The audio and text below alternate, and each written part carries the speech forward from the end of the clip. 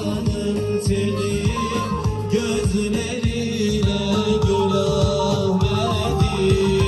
Geldim huzuruna senin, işte sağında Ebu Bekir'in, eridi bitti Ömer'in yollarında gül Ahmet'im.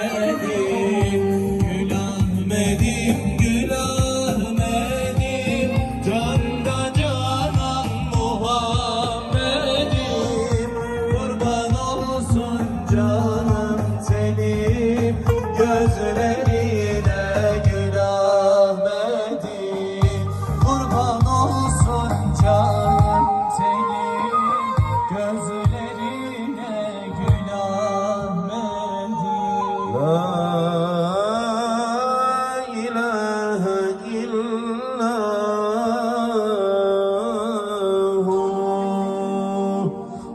Allahümme salli ala seyyidina Muhammedin nebiyyil ümmi ve ala alihi ve sahbihi ve sellim. Allahümme salli ala seyyidina Muhammedin nebiyya ebil hakkil mubin ve erseltehu rahmeten lil alemin.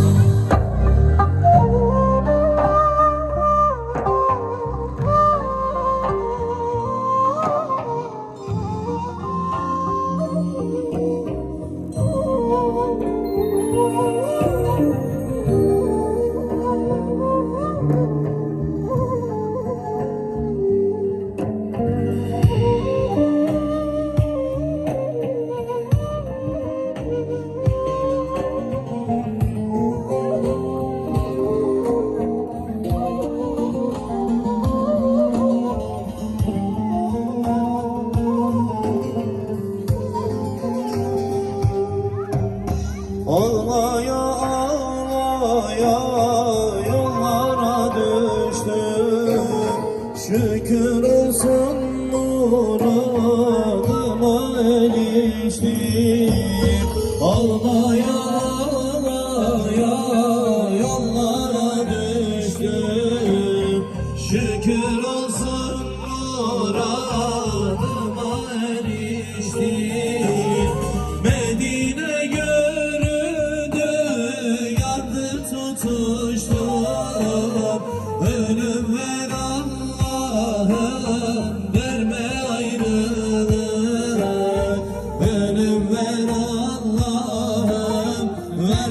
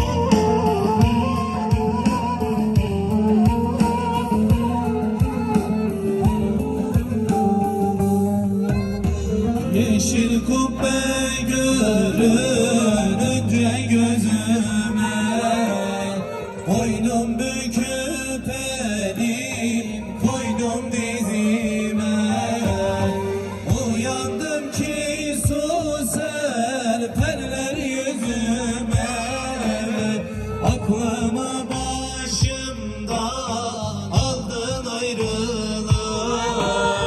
Aklımı başımdan aldın ayrılık. Uyandım ki seferler yüzümden. Aklımı başımdan aldın ayrılık. Aklımı başımdan aldın ayrılık.